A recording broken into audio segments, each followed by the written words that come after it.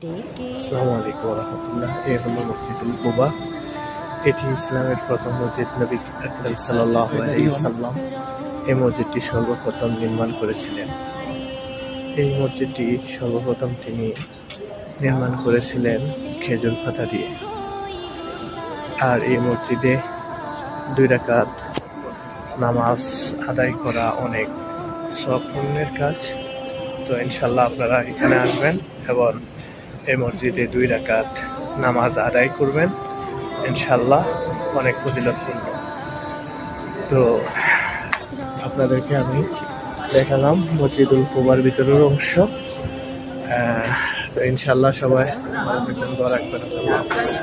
আসসালামু আলাইকুম ওয়া রাহমাতুল্লাহি ওয়া বারাকাতুহু।